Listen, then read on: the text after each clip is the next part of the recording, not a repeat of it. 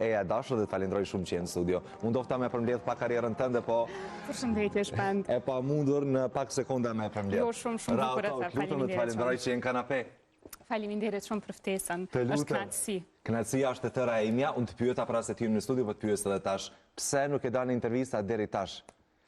Në fakt, nuk është që nuk kam dalë në për intervista, kam dalë në intervista, po kanë qenë të natyrës tjetër, për shkak të një profesioni tjetër që e kam. Ke dalur me një tjetër profil? Po, me një tjetër profil, atë antropologës, që është një profesion tjetër i ime, edhe ato kanë qenë biseda ose intervista më akademike, më shkencore, rreth fushës.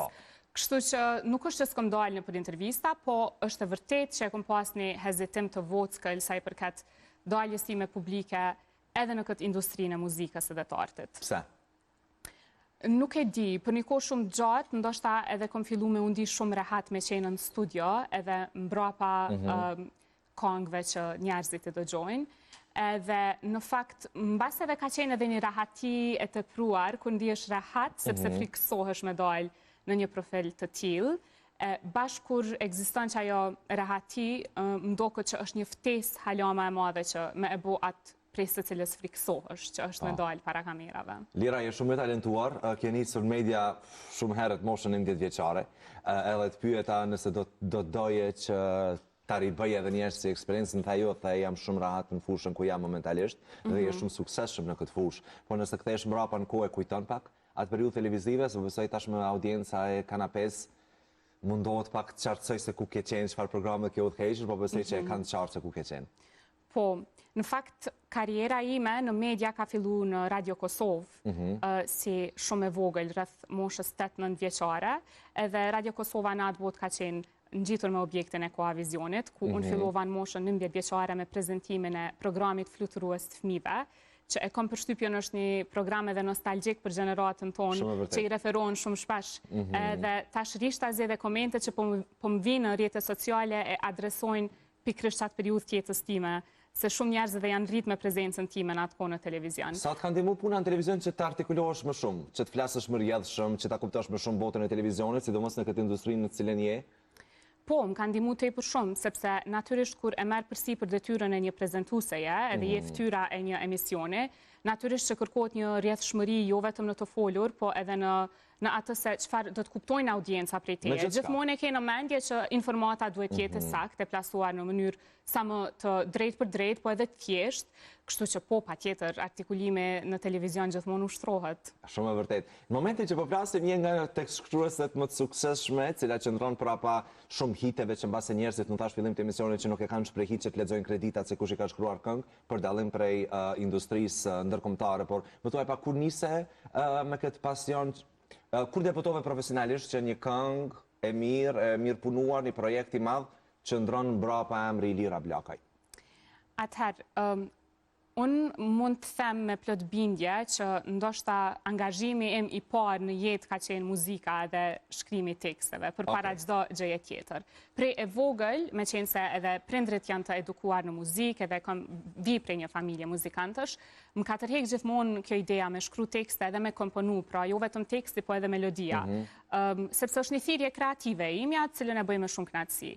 Mandej, unë e njihja Yllin në krejt fillimet e karrierës së tij, Yll Limanin, edhe në ndërkohë gjatë njoftimit tonë unë i tregova që i kam disa këngë të gatshme, që nuk e di, po i paramendoja që kishin me i najt tepër mirë atij si individ. Edhe në atë moment na e krijuam çat kontaktin e parë. Yllit natyrisht i pëlqyen tepër shumë këngët, edhe unë mandej fillova me u integru në studio, në për studio të ndryshme me artistat të ndryshëm. Kënga e parë publike, nëse më kujtohet sakt, duhet me qenë Shiu i Yll Limanit. Pra, është një këngë me cilën është prezantuar më zgabofsha edhe në RTS, në festivalin e RTS-s, edhe që ajo ka qenë kënga e parë me cilën edhe unë kam debutuar si kompozitore edhe tekstshkruese. Si ishte ajo ndjenjë kur debutove me emër dhe mbi emër? Kur u realizua një dëshirë ka mosha si një songwriter, nuk e di a ke qenë ghostwriter?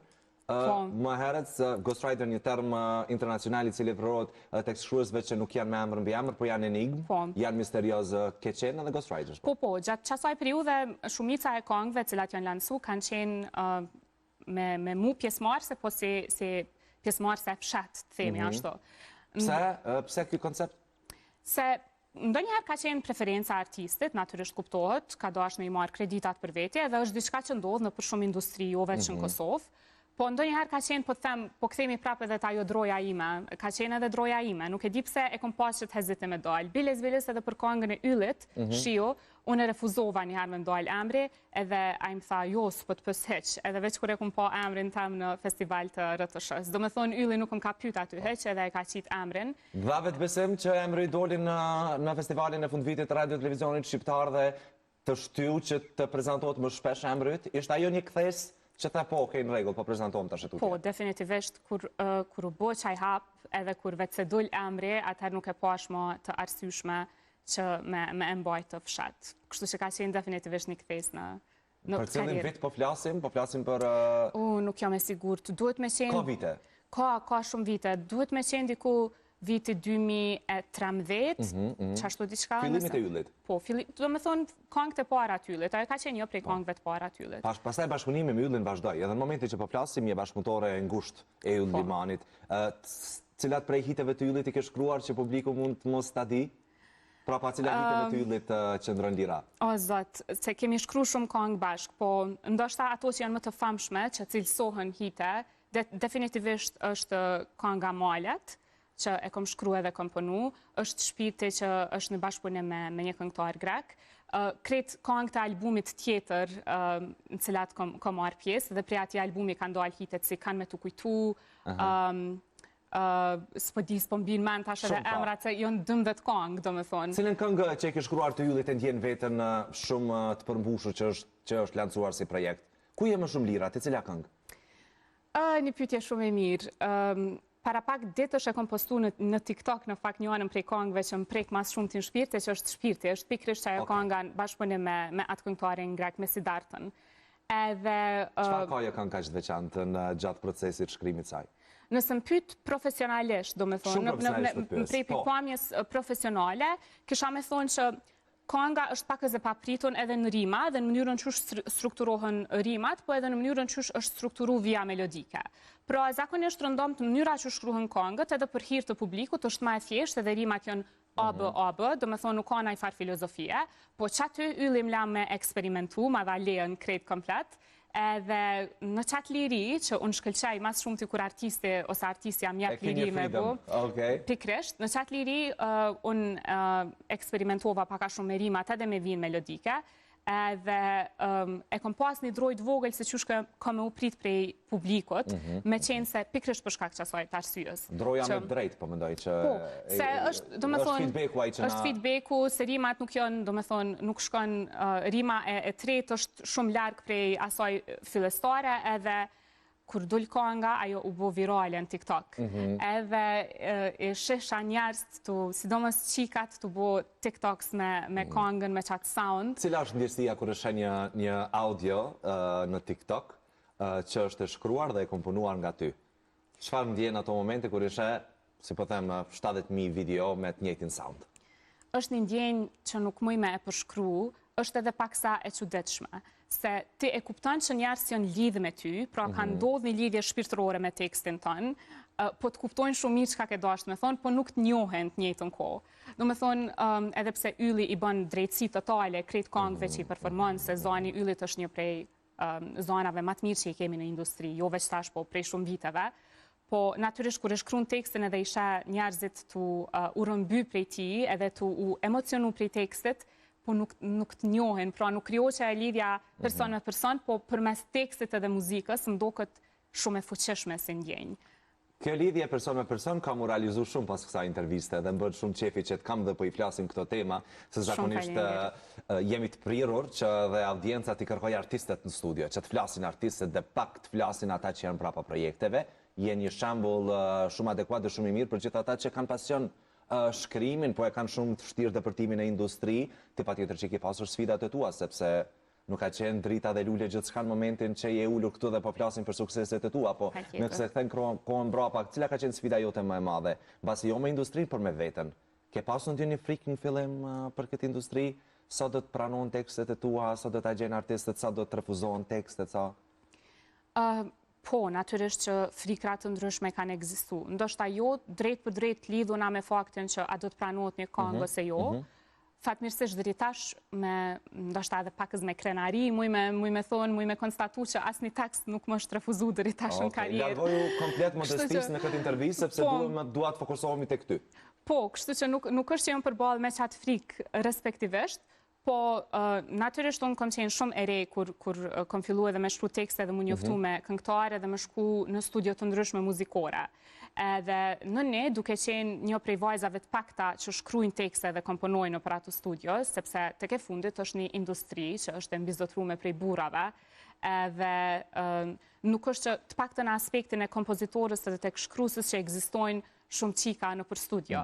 Edhe na e dim që ka njëherë ambienti mundet me qenë pakës më joj për shtatshëm, pakës toksik, pakës dhe frikshëm e krejt ato, ndoshta që kjo ka mujt me qenë her pasere një sfid me cilën jam përballë, thjesht sepse natyrisht kur vjen puna te kreativiteti edhe me shkru këngë, ti mas pari si qenja ki nevoj mundi shumë e sigurt. Sidomos në ambientin ku je duke punu. Edhe është, do me thoni, nevoj primare, sepse kreativiteti e kërkon qatë farloj qëtësia. Kur po flet për siguri në kreativitet, po thua që siguria vjet pak me pyetje kur studiot dhe gjithçka është e përmbushur e mbizotruar prej burrave. Po, definitivisht, është një faktor cilën e them me plot bindje. Nuk e marr askush. Edhe mundet me tingëllu paksa edhe ndoshta një qasje feministe, po unë në fundit edhe jam shumë feministe, kështu që e çoj deri në fund. Çka po du me thonë është që shpeshher ambientet nëpër studio larg gjinorizimit kësaj çështje munden me qenë toksike, sepse ti shkon me qëllimin, sidomos një person si unë me qëllimin me kriju edhe me bo punën tonë më të mirë, po jo domosdoshmërisht ajo pritet çashtu qysh ti e përcjell. Ose mundet me pas dinamika të ndryshme të cilat unë s'ko mujt me i kuptu e krejt ato. Nga çka u zhgënjeve, çka pritet ndryshe dhe doli ndryshe, Lira? Pritet qasje ndryshe apo pritet sukses ndryshe? Pritet proces pune më ndryshe apo jo? Ndoshta në disa raste, edhe pse jam shumë e lumtur me thonë që shumë të pakta kanë qenë, në disa raste kam prit ndoshta korektësi më të madhe. Nga kush? Nga producentët, nga artistët, nga labelat, nga unë do të thoja jo në veçanti prej dikujt, ndoshta është nga ekipa në tërësi. Në rregull. Do me thonë kur pritësh në një ekip, edhe merresh vesh për procesin e punës, merresh vesh për mënyrën që shko me dalë kënga e krejt ato, po pra po e thëm me lumëturin më të madhe se natyrisht në qëtë aspekt muj me qenë pak edhe privilegjuar, se nuk është që kom pas drama ose sfida ose probleme. Kanë qenë disa momente që besoj janë normale dhe ndodhin të krejtë se cila karierë, po është e rëndësishme me konstatu që është ende një industri, jo veç për ata që ndrojnë në background, po edhe për këngëtare që është me një mentalitet ma patriarkal. Edhe për këtë arsye e gjithë fuqia shkon në duart e burrave. Edhe unë e mirë pres, po edhe të njëjtën kohë rështohem si luftëtare në këtë... Ke shpresë që burokracia dhe patriarkalizmi në industrinë e muzikës tonë do të shuhet, do të zbehet në vitet në vazhdim, apo...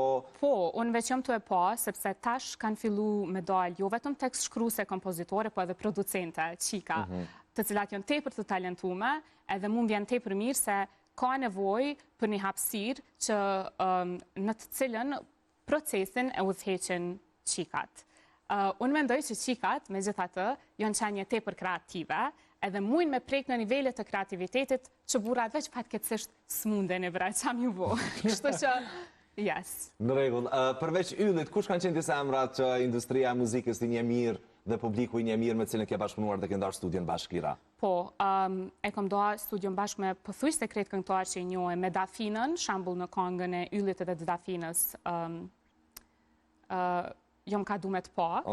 Kam punu me Elvanën, në disa projekte, jo krejt janë lansu, po jam shumë e lumëtën që së shpejti do të lansonë, edhe publiku ka me pas rastin me i dëgju, me dhuratën, gjithashtu me Casey Tollën, më ka ra me bashkëpunu në studio edhe me Noise. Në fakt Noise ka qenë gjithashtu prej atyre artistave që më ka përkra këgja shumë në fillim. Kom qenë shumë në studio të ti edhe më ka mësu edhe jashtë ti procesi për industrinë edhe më gjerë. Tash, jom duke punu disa këngë edhe për njënin prej idoleve të mija, që është Adelina Ismaili. Unë jom rritë të e adhuru Adelinën, e du të tepër shumë. ndoshta ka qenë Adelina që Do të punosh me Adelina Ismailin? Po, jom duke punu në disa projekte për të, do më thonë, për këngë që do t'i lansoj shumë së shpejti.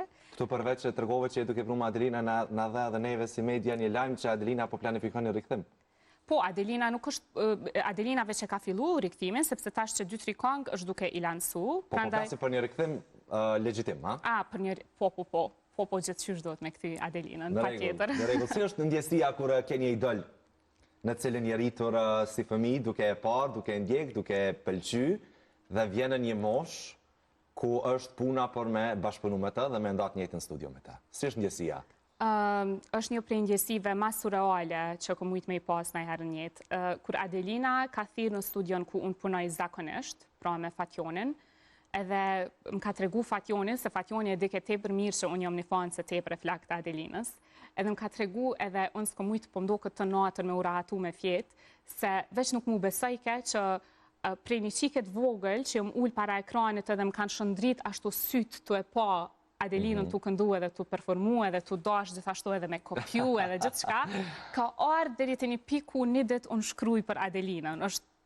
Është një ndjenje pa përshkrushme, jam tepër e lumtur për këtë fakt. Edhe plus po motivon tepër shumë se tash po më shtin me mendu edhe në hulli që asaj që qysh me paramendu një rikthim sa matë fuqishëm të një prej personave. Pas ke përgjithësim bisupe?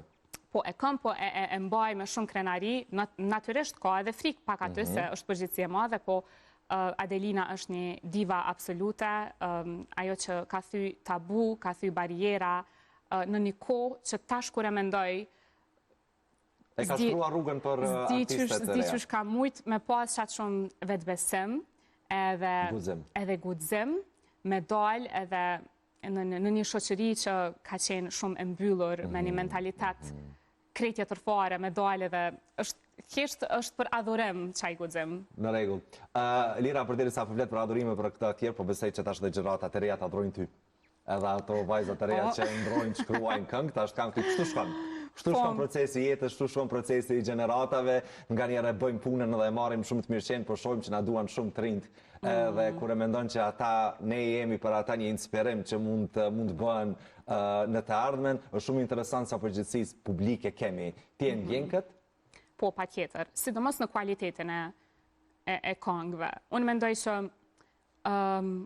një prej detyrave të mia kryesore që edhe ja kom caktu vetës është definitivisht fakti që këngët e mia du me pas një kualitet tepër të madh. Jo vetëm sa i përket dinamikës në vi melodike, po sidomos sa i përket teksteve. Pra, kam shumë dëshirë që tekstet me qenë kualitative, jo ndoshta me u kap shumë mbas asaj që thuaj njerëz me pas mesazh ose me qenë ma kështu të kalitura, po thjesht me qenë tekste që janë poezi e shkrime në këngë, edhe që i bojnë njerëz definitivisht me mendi diçka. Për mua kjo është tepër e rëndësishme. Po i përshkruan si poezi, unë po e bëj një pyetje shumë klishe dhe shumë pyetje bërë shpesh, po inspirimi për lirën ku është në këto vargjet cilat i shkruan ti? Sa ka copëzat jetës tënde personale, nga kush inspirohesh, nga shikon shumë filma, dëgjon shumë historitë njerëzve, nga si? Po mendoj që është një farë lloj konglomerati krejt këtyre faktorëve. Natyrisht që shumë pjesë të mia janë edhe në këngë prezente që i dëgjojmë, sepse natyrisht edhe unë kom pas eksperiencat e mia. Po edhe kom bisedu shumë me njerëz tjerë. Tash këtu një rol të madh definitivisht e lun edhe profesioni im tjetër që është antropologe, që pikërisht merret me njerëzit edhe mundohet me i kuptu botët e njerëzve të tjerë. Po të njëjtën kohë rol të rëndësishëm të inspirimit e unë lun edhe fakti që prej shumë e vogël, unë e kom një rutinë tepër theksuar të leximit, edhe kur lexon shumë... Lexon anglisht apo shqip? Edhe anglisht edhe shqip, edhe kur lexon shumë, edhe të pasurohet edhe imagjinata shumë, do me thonë prej historive, storjeve, fiksionit, përveç fjalorit që natyrisht mandej shkëlqen. Po kur, do me thonë, leximit ushqen në shumë dimensione, edhe shpesher i referon a leximit ndoshta në qatë periudhë të jetës, sidomos vitet e para të shkollës fillore, që ka qenë kogja ma rigoroz prej anës teme, si një prej faktorëve qendësor që më ndihmon edhe me lujt me fjalë. Fjalët më lojnë shumë përshtypje, fjalitë më lojnë shumë përshtypje, mënyra që është mundesh mi kombinu fjalët më rana fjalisë, më tërhek tepër shumë edhe konstant trunja më shtu mendu qysh me i ripërshtat edhe mi formulu. Si e ke procesin e krijimit të një këngë? A e ke të rëndësishme një rvin, melodin? A e ke të rëndësishme me nis me tekst? A e ke çfarë ke të rëndësishme? Unë dua ta di shumë ABC-n tënde të krijimit. Atëherë, është shumë interesant se unë nuk muj me nda, natyrisht ka raste kur vija ndohet prej tekstit, shembull ka raste kur unë shkoj në studio edhe është një instrumental që ekziston, edhe paka shumë njerëz kanë fillu me eksperimentu me vinë melodike, edhe unë e dëgjoj vinë melodike, mandej e rikrijoj ose e përshtati për tekstet. Po nëse më pyet nëse lirës i kërkohet me shkru një këngë pa prezencën e studios, veç në vete, prej zeros, nuk muj me nda melodin prej tekstit. Do me thonë të dyja vijnë paka shumë të njëjtën kohë. Mjafton një fjalë edhe një notë që këto dyja mu përshtatet edhe se qashtu ka sens. Normalisht nëse shkruan veç tekstin, është shumë lodhje me ja përshtat mandej melodin. E me kundërtash më lehtë. Ma e lehtë është kanjëherë me pas melodin të parën, po edhe ajo din me qenë e vështirë se mandej dush me ja përshtat rrokjet, e jo krejt fjallët i nxenë që ajo vi melodike, do me thonë është një farë procesi. Për mu, mas lehti është që të dyjat me artë njëtën kohë. Kur e dëgjojmë një këngë dhe e dëgjojmë tekstin ose e lexojmë pastaj tekstin, duket shumë e lehtë. Këtë mundi me thonë osta kollaj edhe unë e kisha shkru që tekst ose diçka, po është shumë e vështirë me nis. Andaj të pyeta për ABC-n tënde të krijimit, a? Se është shumë e vështirë me nis, me shkru dhe me përfundu dhe pastaj mu finalizu me thonë, okej, në rregull jemi, po hymë pa inqizojmë. Andaj e pata të rëndësishme këtë vit krijimit tënd. Po, definitivisht është proces që kërkon. Mas pari kërkon, të thash edhe njëherë një gjendje shpirtërore të caktume. Ka njëherë bila ajo të vjen edhe në momentet paprituna. Mu shpeshar ndodhëm vjen inspirime në momentet që nuk e pres. Si për shembull? Po, s'po di, jom të shku dikon për punë, ose jom rrugës, ose krejt papritun, do me thonë në kontekste që nuk e pres. Çfarë bën ato momente? Edhe i kom veç 5 minuta, nëse nuk e shfrytëzoj që atë 5 minutë për me e shkru qka do që po m'vjen inspirime, a i zhduket unë e ma asë nuk m'vjen men për çka. Është si një dritare hynore që hapët edhe shpeshar bile edhe ndjena që nuk po i shkrujon që ato këngë, është diçka hynore që po depërton mranda me edhe po e përcjell mesazhin. A ke periudha ku nuk je s'pak inspiruar? Kalon një javë, 2 javë, 3 javë dhe jeni në gjendën në cilën s'po mundesh me kriju? Nuk më ndodh shumë shpesh, për shkak se unë edhe kom punu me një aspekt tepër të rëndësishëm që mos me kriju një raport toksik me produktivitetin e as me inspirimin. Me nda. Po, do me thonë, nëse vjen të pika ku unë njëna e stresume se du të me qenë produktive ose du të me pas inspirim, atër unë e veç e loa krejt komplet, se që aty e di që s'ka me dojlë kur gjo. Edhe tu e ushtru që të farloj praktike të punuarit, tash unë inspirimin e shonë në gjdo gjë, edhe duhet me ardhë let, it has to come easy, with easiness, kështu. Artistët e rinë, sa e kanë të letë me të shkru dhe me thonë lira, kam të gjuni këngën duat bashkëpunojnë bashkë? A ke dikënd që merret vesh për këto puna, apo të shkruajnë mund është direktiv kontakt me artist, apo ke një menaxhment, nuk e di, si shkon kjo proces? Po, unë për momentin edhe kam një menaxhment, po edhe të njëjtën kohë jam shumë e hapur në rrjetet sociale, do me thonë komunikoj me krejt njerëz, i kthej përgjigje, i kthej po, edhe në TikTok bile kam pas shumë artista të ri që pretendojnë mu marrë me shkrim, që më kanë shkruar çush m'ja tek m'ja bo, edhe jam shumë e lumtur me nda sa do pak edhe një këshill nëse është e nevojshme. Në TikTok tu kesh bërë një video virale duke këndu pak, nëse nuk gaboj, ishin disa reshta shumë interesant dhe për aksidentalisht kur morë vesh për intervist në For You page më dole, cila ishte këngë jotja apo ishte këngë që po e përgatit për dikë tjetër? Nëse pyet për këngën e re, ajo është kënga ime, sepse tash unë ishte një farloj para lajmërimi, një farloj teaser për... Po, është një teaser i një këngës time që të dalë shpejt, se tash e kom marrë dhe vendimin me knu. Shumë mirë, unë këta të ishta me kyta tha vetë, më bërë pse më shkru vetëm për tjerët, kur mund është dhe vetë me këndu? Po, definitivisht, po menoj që më kanë ndihmu tepër shumë eksperienca shumë vjeçare në studio. Më kanë ndihmu edhe në një aspekt të papritur që është me e kriju artistin ose artistën temet brendshme. Se normalisht njerëz ata artista e kuptojnë, po edhe njerëz nuk e kuptojnë që artist, sado që lindësh me afinitetet për qenë artist, për me kriju artistin brenda teje, duhet kogja një farë praktike e gjetjes vetës. Edhe unë e kom pas fatin shumë të mirë që tu i këshyr artista tjere, tu punu me ta me e gjetë paka shumë kush është lira nëse lira kish qenë këngëtare. Je gati për treg, je gati për skenë? Pa tjetër, s'po më pritët. S'po të pritët, a? Ke ndonjë datë debutimi, ke ndonjë datë IP-e, LP, nuk e di? Po, atër kënga, cilën veç e ke pa në TikTok, bashata, kom e dojnë mrena një jave, kështu që jeni krejt gati me e këqyr. Audio, klip?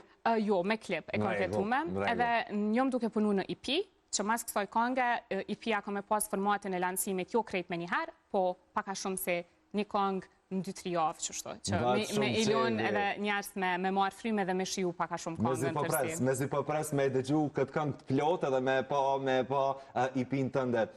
Cila shpitja më shpesh që ta bëjnë njerës në rrjetet sociale, se më thaj që ja u këthen mesazhet e je shumë e hapur në rrjetet sociale, çfarë të pyesin më shumë ti? Është shumë interesant se në TikTok së voni është ndodhur diçka shumë interesante. Bile kom pas edhe me ndonë në TikTok, po ndoj këto, është që njerëz po më porositin me shkru këngë për historitë e tyre jetësore. Do me thonë, më shkruajnë edhe më thonë, më ka ndodhur ç'kjo. T'lut na mund është veç një strofë me shkru të paktën, edhe me ma kënu ose me ma dërgu. Edhe ndoshta që kjo është diçka më interesante që po ndodh. Si po e përjeton këto, apo e ke guximin me u thënë jo, apo e ke guximin me marr mundin me shkru, apo si po ja bën kësaj? Mas pari... Se histori personale kemi gjithë, atë tashun. Mas pari po më janë tepër interesant që po më besojnë me më tregu histori që për një jonë shumë private. Do me thonë, ka njerë po shokona prej disa historive që po i dëgjoj, po faleminderit shumë prej tyne që po menojnë që mujnë me më besu. Edhe tjetra është që është një ndjenjë tepër e mirë kur dikush thotë unë po du ti me qenë poetja e një historie ta me jetësore. Kështu që e kam në plan, më janis disa prej këtyne teksteve natyrisht të më inspirojnë edhe mu ma shumë. Sa ma shumë dëgjoj historia, që ma shumë kë është veç material ma tepër për krijimtarin teme. Edhe s'është shumë larg me që kam e fillu me i shkru disa strofa edhe atë kujtohen këto emisionet bre që kanë qenë me porosi. Qëshjo. Me porosit një kongë, që ashtu diçka. Fontan dëshirash. Pse jo, në ashtu del diçka. Lira, duke i kënduar shumë dhe duke i shkruar shumë dashurisë, çfarë është dashuria për ty? Cili është koncepti yt i dashurisë? Çfarë pyetje. Sepse i shkruan shumë dashurisë, ke shumë vargje për dashurinë. Për ty çfarë është? Nuk e di, dashuria për mu është pikë së pari një frekuencë tepër e lartë e të ekzistuarit, pra për me qenë, për me undi i dashurum, për me pas kapacitetin me dasht, po edhe për me pas kapacitetin me pranu dashuri, që gjithashtu kërkohet me pas një hapësirë brenda vetës, kërkon mas pari me u taku me dhimtën. Ky raport në dashuri mu m'lan shumë për shtypje, se zakonisht si qenje e zbulojmë kapacitetin tonë për me dasht, kur është të na dhimt dikon, kur jemi zamërthym, kur e humbim dikë, kur bojmë gabime, ose kur na lëndojnë. Në që ato momente, mrena neve, mrena shpirtit tonë, e kuptojmë kapacitetin tonë për dashuri. Paka shumë qështu e kuptoj deri tash dashuri. Në regull. Është më lehtë shkruash për dashuri apo për ndarje? Heartbreaki apo cila është? Normalisht, njerëzit shumë a shumë po gravitojnë ndaj teksteve ma të dhimbshme, për shkak se dhe jonë të pas eksperiencat të tilla, fatkeqësisht ose fatmirësisht, se ato janë edhe mësime. Po për shembull të rasti i jom ka du me të pa, që është një himn i dashurisë, edhe ato e shijoj shumë kur e kemi një dritare të vogël për me e tregu që të anën tjetër dashurisë. A e ke shumë krejt këngën? Po. Edhe që atë, kur i ki ato fluturat në bark edhe doko që pakës të kanë dojnë kratë prej dashurisë, më pëlqen me festu që atë moment kur njerëz binë në dashuri, edhe më doko që deri tash jom ka du me të pa është një prej atyne këngëve që të bën muni që ashtu. Mas e ke shkru vetë këtë këngë, mund të kërkoj të ma këndosh pak?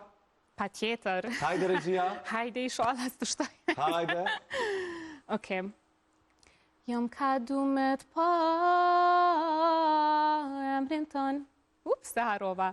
Erën tonën trupin. Jom ka du me të pa erën tonën trupin tem une e një hala rrugën e kom hup në sytë e tu dashni kom ra e nuk pas ka pas kjo zemër jet jom ka du me të pa jom ka du me të prek. Shumë e bukur. Më interesante ta dija se si është emocionit që e ke shkruar veta, po je i lumtur si është performuar nga Ylli dhe Dafina? Natyrisht, para mendoje Ylli dhe Dafina me taknu tekstin. A janë të mirë në studio, a janë toksik, a janë të vështirë, a janë pozitiv, a i kanë teket e veta, qësh janë? Hajde të regam pak.